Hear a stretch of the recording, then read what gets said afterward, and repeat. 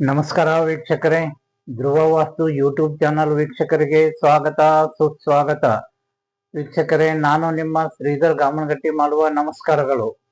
ವೀಕ್ಷಕರೇ, ನಮ್ಮ ಮನೆ ದೇವರ ಕೃಪಾ ಆಶೀರ್ವಾದದಿಂದ ಹಾಗೂ ನಮ್ಮ ತಂದೆ ತಾಯಿಯರ ಆಶೀರ್ವಾದದಿಂದ ಮತ್ತು ನಮ್ಮ ವಾಸ್ತು ಗುರುಗಳಾದಂಥ ಶ್ರೀ ಪ್ರೇಮ್ ಕುಮಾರ್ ಗುರುಗಳ ಆಶೀರ್ವಾದವನ್ನು ಪಡೆಯುತ್ತಾ ಇವತ್ತಿನ ಸಂಚಿಕೆಯನ್ನ ಪ್ರಾರಂಭಿಸೋಣ. ವೀಕ್ಷಕರೇ, ನನಗೆ ಒಂದು 2 ದಿನದ ಹಿಂದೆ ಗುಲ್ಬರ್ಗಾದಿಂದ ಒಬ್ರು ಕಾಲ್ ಮಾಡಿದ್ರು. ಅವರ ಸಮಸ್ಯೆಗಳನ್ನು ಕೇಳುತ್ತಾ ನಾನು ಅವರಲ್ಲಿ ಕೆಲವು ಪ್ರಶ್ನೆಗಳನ್ನ ಮಾಡ್ತಾ ಇದ್ದೆ. ಆ ಪ್ರಶ್ನೆಗಳಲ್ಲಿ ಪೂರ್ವ ಈಶಾನ್ಯ, ಪೂರ್ವ ಆಗ್ನೇಯ ಈ ರೀತಿ ದಿಕ್ಕುಗಳ ಬಗ್ಗೆ ಅವರಿಗೆ ಸರಿಯಾಗಿ ಮಾಹಿತಿಗಳು ಗೊತ್ತಿಲ್ಲದೆ ಇರುವುದರಿಂದ ಅವರು ವಾಸ್ತು ತಜ್ಞರಿಗೆ ಅಥವಾ ನಮಗೆ ಯಾವುದೇ ರೀತಿಯಾದಂತ ಸರಿಯಾದ ಉತ್ತರವನ್ನು ಕೊಡದೇ ಇರುವ ಸಮಸ್ಯೆಗಳಿಂದಾಗಿ ಅವರು ಪೂರ್ವ ಆಗ್ನೇಯದಲ್ಲಿ ಡೋರ್ ಬರುತ್ತಾ ಅಥವಾ ಪೂರ್ವ ಈಶಾನ್ಯದಲ್ಲಿ ಬಾಗಿಲು ಬರುತ್ತಾ, ಹಾಗೂ ನೀವು ಸಂಪು ಪೂರ್ವ ಈಶಾನ್ಯದಲ್ಲಿ ಇಟ್ಕೊಂಡಿದ್ದೀರಾ ಅಥವಾ ಉತ್ತರ ಈಶಾನ್ಯದಲ್ಲಿ ಸಂಪ್ ಮಾಡಿದ್ದೀರಾ ಅಂತ ಕೇಳಿದಾಗ ನನಗೆ, ಸರ್, ಇದು ಪೂರ್ವ ಈಶಾನ್ಯ ಮತ್ತು ಉತ್ತರ ಈಶಾನ್ಯ ಅನ್ನೋದು ಯಾವ ರೀತಿ ವಿಂಗಡಣೆ ಮಾಡ್ಕೋಬೇಕು, ಇದನ್ನ ಯಾವ ರೀತಿ ಕಂಡುಹಿಡಿದು ಯಾವ ಕಡೆ ಬರುತ್ತೆ ಅಂತ ಹೇಳ್ಬಿಟ್ಟು ನನಗೆ ಕ್ವಶನ್ ಮಾಡಿದ್ರು. ಆದ್ದರಿಂದ ಎಷ್ಟೋ ಜನರಿಗೆ ಈ ದಿಕ್ಕುಗಳ ವಿಂಗಡಣೆ ಯಾವ ರೀತಿ ಬರುತ್ತೆ, ಯಾವ ಸ್ಥಾನ ಯಾವ ಕಡೆಗೆ ಬರುತ್ತೆ ಅನ್ನೋದು ಸರಿಯಾಗಿ ಮಾಹಿತಿ ಇಲ್ಲದೆ ಇರುವುದರಿಂದ ಇದರ ಬಗ್ಗೆ ಕೆಲವೊಂದು ಮಾಹಿತಿಗಳನ್ನ ಇಲ್ಲಿ ನಿಮ್ಮ ಮುಂದೆ. ವೀಕ್ಷಕರೇ, ನಾವು ಒಂದು ಜಾಗವನ್ನ ಯಾವ ರೀತಿ ಡಿವೈಡ್ ಮಾಡಿಕೊಳ್ಳುತ್ತೇವೆ ಅನ್ನುವುದನ್ನ ಇಲ್ಲಿ ನೋಡೋಣ. ಒಂದು ಜಾಗವನ್ನ ಸ್ಕ್ವೇರ್ ಅಥವಾ ರೆಕ್ಟ್ಯಾಂಗಲ್ ಶೇಪಲ್ಲಿ ಇದ್ದಾಗ ಅದನ್ನ ನಾವು ಉದ್ದವಾಗಿ 9 ಭಾಗಗಳಾಗಿ ಮತ್ತೆ ಈ ರೀತಿ ಅಡ್ಡವಾಗಿ 9 ಭಾಗಗಳಾಗಿ ವಿಂಗಡಣೆ ಅಥವಾ ಡಿವೈಡೆಡ್ ಮಾಡ್ತೇವೆ.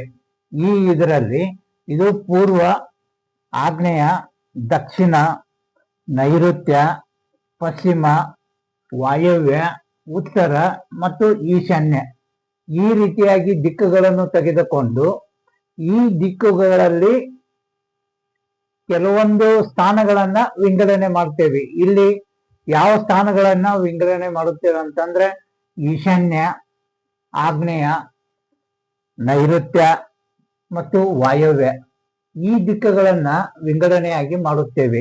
ಇಲ್ಲಿ ಪೂರ್ವ ದಿಕ್ಕದಿಂದ ಹಿಡಿದು ಈಶಾನ್ಯ ದಿಕ್ಕಿನವರೆಗೆ ಬಂದಾಗ ಇದು ಪೂರ್ವ ಈಶಾನ್ಯ ಆಗುತ್ತೆ. ಅದೇ ರೀತಿ ಉತ್ತರ ದಿಕ್ಕಿನಿಂದ ಹಿಡಿದು ಈಶಾನ್ಯ ದಿಕ್ಕಿನ ಒಳಗಡೆ ಬಂದಾಗ ಇವು 2 ಸ್ಥಾನಗಳು ಉತ್ತರ ಈಶಾನ್ಯ ಆಗುತ್ತೆ. ಅದೇ ರೀತಿ ಪೂರ್ವದಿಂದ ಆಗ್ನೇಯ ದಿಕ್ಕಿಗೆ ಬಂದಾಗ ಆಗ್ನೇಯದಿಂದ 2 ಭಾಗ ಈ ಸ್ಥಾನಗಳು ಇದು ಪೂರ್ವ ಆಗ್ನೇಯ ಆಗತ್ತೆ. ಅದೇ ರೀತಿ ಆಗ್ನೇಯದಿಂದ ದಕ್ಷಿಣ ದಿಕ್ಕಿನ ಕಡೆಗೆ ಬಂದಾಗ ಆಗ್ನೇಯದಿಂದ 2 ಭಾಗ ಈ ಸ್ಥಾನಗಳು ಇದು ದಕ್ಷಿಣ ಆಗ್ನೇಯ ದಿಕ್ಕುಗಳಾಗಿ ಬರುತ್ತೆ. ಅದೇ ರೀತಿ ದಕ್ಷಿಣ ದಿಕ್ಕಿನಿಂದ ನೈಋತ್ಯ ದಿಕ್ಕಿಗೆ ಬಂದಾಗ ನೈಋತ್ಯದಿಂದ 2 ಭಾಗಗಳು ಇದು ದಕ್ಷಿಣ ನೈಋತ್ಯವಾಗಿ ಬರುತ್ತದೆ. ಅದೇ ರೀತಿ ನೈಋತ್ಯದಿಂದ ಪಶ್ಚಿಮ ದಿಕ್ಕಿನ ಕಡೆಗೆ ಬಂದಾಗ ನೈಋತ್ಯದಿಂದ ಪಶ್ಚಿಮ ಕಡೆಗೆ 2 ಭಾಗಗಳು ಇದು ಪಶ್ಚಿಮ ನೈಋತ್ಯ ಆಗಿ ಬರುತ್ತೆ. ಅದೇ ರೀತಿ ಪಶ್ಚಿಮದಿಂದ ವಾಯವ್ಯ ದಿಕ್ಕಿನ ಕಡೆಗೆ ಬಂದಾಗ ವಾಯವ್ಯದಿಂದ 2 ಭಾಗಗಳು ಇದು ಪಶ್ಚಿಮ ವಾಯವ್ಯವಾಗುತ್ತೆ. ಅದೇ ರೀತಿ ವಾಯವ್ಯ ಮತ್ತು ಉತ್ತರದ ಕಡೆಗೆ ಬಂದಾಗ ವಾಯವ್ಯದಿಂದ ಉತ್ತರ ಕಡೆಗೆ ಮತ್ತು 2 ಸ್ಥಾನಗಳು ಇವು ಉತ್ತರ ವಾಯವ್ಯವಾಗಿ ಬರುತ್ತದೆ. ಅದೇ ರೀತಿ ಉತ್ತರದಿಂದ ಈಶಾನ್ಯ ಕಡೆಗೆ ಬಂದಾಗ ಇದು ಉತ್ತರ ಈಶಾನ್ಯ, ಈ 2 ಸ್ಥಾನಗಳು ಉತ್ತರ ಈಶಾನ್ಯವಾಗಿ ಬರುತ್ತದೆ. ಈ ರೀತಿ ನಾವು ಸ್ಥಾನಗಳನ್ನ ವಿಂಗಡಣೆಯಾಗಿ ಮಾಡುತ್ತೇವೆ. ವೀಕ್ಷಕರೇ, ಈ ಸಂಚಿಕೆ ನಿಮಗೆ ಇಷ್ಟ ಆಗಿತ್ತಂದ್ರೆ ಇದನ್ನ ಲೈಕ್ ಮಾಡಿ, ಸಬ್ಸ್ಕ್ರೈಬರ್ ಆಗಿ ಮತ್ತು ಇದನ್ನ ನಿಮ್ಮ ಸ್ನೇಹಿತರಿಗೂ ನಿಮ್ಮ ಸಂಬಂಧಿಕರಿಗೂ ಶೇರ್ ಮಾಡಿ. ಎಷ್ಟೋ ವಾಸ್ತು ವಿಚಾರಗಳು, ಗೊತ್ತಿಲ್ಲದೆ ಇರುವಂತಹ ವಿಚಾರಗಳು ಈ ವಾಸ್ತು ಸಂಚಿಕೆಗಳಲ್ಲಿ ಸಿಗತ್ತೆ. ನಿಮ್ಮಲ್ಲಿರುವ ಸಮಸ್ಯೆಗಳನ್ನು, ವಾಸ್ತುವಿನ ಬಗ್ಗೆ ತಿಳಿದುಕೊಂಡು ನಿಮ್ಮ ಸಮಸ್ಯೆಗಳನ್ನು ನೀವೇ ಬಗೆಹರಿಸಿಕೊಳ್ಳಲು ಒಂದು ಒಳ್ಳೆ ಸದಾವಕಾಶ. ಪ್ರತಿಯೊಬ್ಬರು ವಾಸ್ತುವಿನ ಬಗ್ಗೆ ಜ್ಞಾನವನ್ನು ತೆಗೆದುಕೊಳ್ಳಿ. ನಿಮ್ಮ ಸಮಸ್ಯೆಗಳಿಂದ ದೂರವಾಗಿ ಒಳ್ಳೆ ಸುಖ ಸಂತೋಷವನ್ನು ಅಥವಾ ಕಷ್ಟವನ್ನು ದೂರ ಮಾಡಿಕೊಂಡು ಒಳ್ಳೆ ಬದುಕನ್ನು ಸಾಗಿಸಬಹುದು ಅಂತ ಹೇಳಿ ನಿಮ್ಮೆಲ್ಲರಿಗೂ ವಿನಂತಿಯನ್ನು ಮಾಡಿಕೊಳ್ಳುತ್ತಾ, ಇದನ್ನ ಪ್ರತಿಯೊಬ್ಬರಿಗೂ ಹಂಚಿರಿ, ಎಲ್ಲರಿಗೂ ಅನುಕೂಲವಾಗಲೆಂದು ಕೇಳಿಕೊಳ್ಳುತ್ತೇನೆ. ಮತ್ತು